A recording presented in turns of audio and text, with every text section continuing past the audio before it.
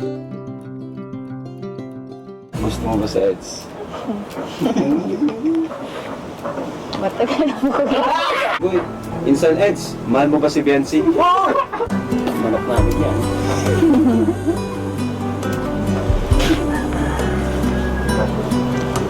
Hindi na.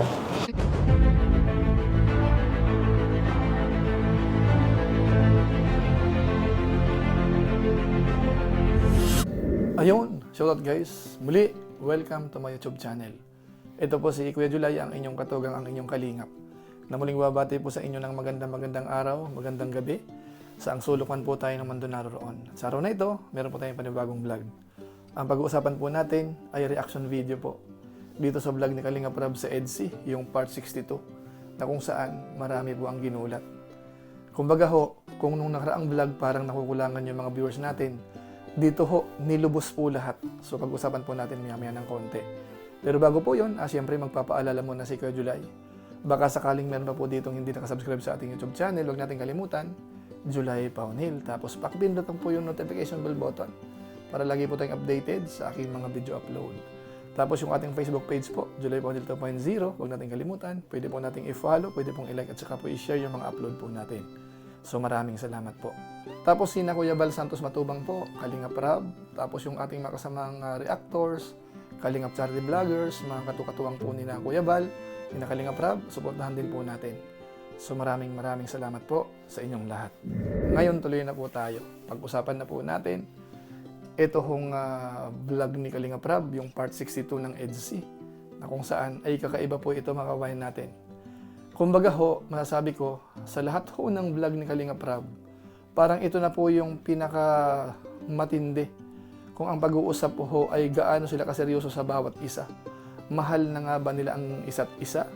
Gusto na nga ba nila ang bawat isa? So dito po sa episode na ito, masasagot po yan. So para hindi na po magtagal, unahin ko po muna sandali. Nung nag-uusap po yung dalawa, may mga ilan po dito na masasabi natin nagpapakilig po talaga sila. Panoorin po natin. Ikaw, Ano? mga ano hawaan nga eh. Hindi. Malakas to. Malakas na. Mabuti naman. Ano? Hindi na ba umuwi ito? Wala kang ano? Sinawang iba? Walang pasok ay, wala ka pala Sabado. Hindi, wala akong pasok lagi, kaya hindi ko alam. Okay, parang pamlay mo ngayon ah. Okay ka lang? Hindi. Ha? Hmm. Anong oo? Bakit naman hindi ako mag-open? May malay ko. Siyempre. Ay, chat lang. Ayos lang. Ito na nga. Bira. Oo. May kolpe. Compromise. Bakit ko nga yung may ko? Wala. Pero lagi nasa labas. Wala. Saka kahit may sakit ako, madalaw ako no. So, ano nga? Wala yan. Wala yan. Wala makakapigil. Dito na, may vlog na yun. Para makabisita. Parang hindi tayo magkasama kagabi. Magkasama ba tayo kagabi? Ha? Wala akong naalala. Hanggang ano lang kasi, hanggang isang araw lang yung memory ako, nalimutan ko na. Hindi ko yun sa akin. Gusto ko, every hour may ano. Lagi ka, kamusta ka? Siyempre, mahirap na. Mamaya, mag-easy ka. Hindi sa saan. Mag-easy ka sa ano? Kung saan? Hindi. So ayun mga kalingap, talagang iba ang usapan po nila. Nag-umpisa po doon sa tiningnan kung may lagnat, tapos ganoon din si Beyonce, pero makita natin yung palitan po nila ng usapan, yung action nila, talagang kakaiba. At ganoon na rin po doon sa iba pang eksena. Pero ang gusto ko pong i-highlight po sa pagkakataong ito, dalawang bagay na lang po muna. Nung tinanong po si Kalingap Eds kung meron siyang gusto kay Beyonce, eto panoorin natin. Simple lang naman ang mga tanong natin. Kaya pag may naisip na kayong tanong, ha? Oo. Ito ang unang kong tanong. Simple lang naman, tayo. Sana madali na. Unang tanong. Wala nang paligoy-ligoy, ano? Wala nang paligoy-ligoy. Insan Eds, mahal mo ba si Biancy? Direct to the point na tayo. Insan, ano ba talaga? Para, ano na? Mahal mo ba tong si Biancy na nandito? Para basta agad. Manok namin yan.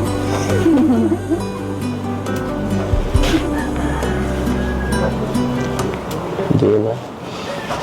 Hindi ka na mahal yan. Ay, grabe. Kasi mahal na mahal.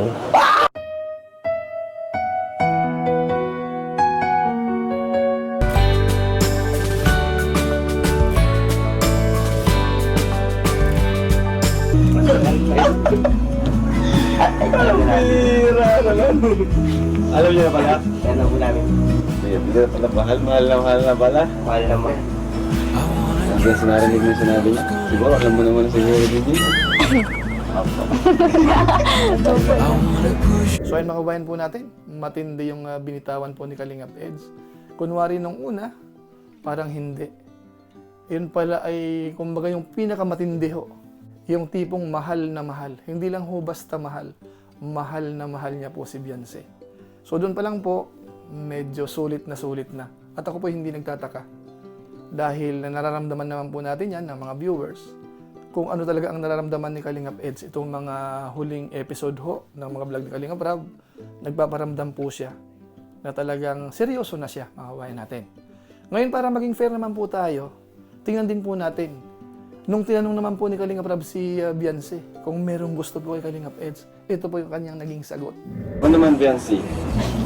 Gusto mo ba sa Eds? Matagal na po. May pagtingin ka sa akin.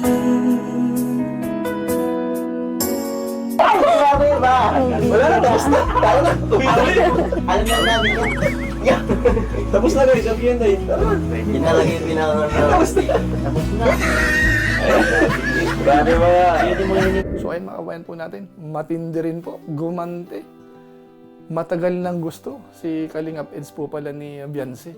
At hindi tayo nagtataka dahil alam po natin, noon pa man ho ay may crush na ho si Beyonce kay Kalingap Eds.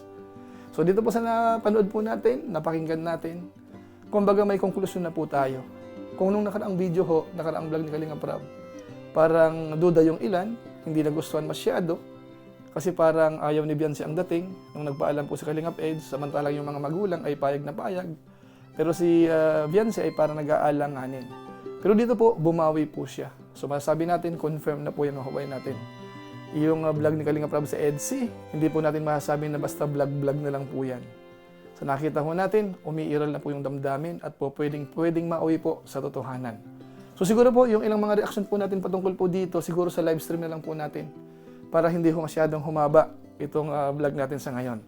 So maraming salamat po sa inyo. Naway nagustuhan nyo po yung maiksing reaction po natin dito na parang simple lang, pero matindi po yung kahulugan. Lalo na po dun sa mga umaasa na sana maging sila. At masasabi ko rin po, mukhang hindi na ho malayong mangyari po yun. So maraming salamat po sa inyo. So pansamantala po, paalam muna si Kuya July. Kita-kita ulit tayo po sa mga sunod nating vlog. At ako po ito sa pusong nagpapasalamat sa mga viewers po natin, supporters, sa ating YouTube channel, sa ating Facebook page. Maraming salamat po sa inyo. Lalong-lalo na po yung mga hindi po nag-skip ng ads, masipag mag-like at saka po nag-share ng ating mga videos. Kaya kung inyo po ito nagustuhan, pwede po nating i-share. So maraming salamat po sa inyong lahat. So muli, ito po si Kuya July, ang inyong katugang, ang inyong kalingap. Na pansamantang nagpapaalam po muna. Kita-kita ulit tayo sa mga susunod ko pang vlog. Maraming salamat sa inyong walang sawang pagsuporta po sa ating YouTube channel. Pagpalain nawa kayo ng Diyos, mabuhay tayong lahat. God bless. Bye-bye!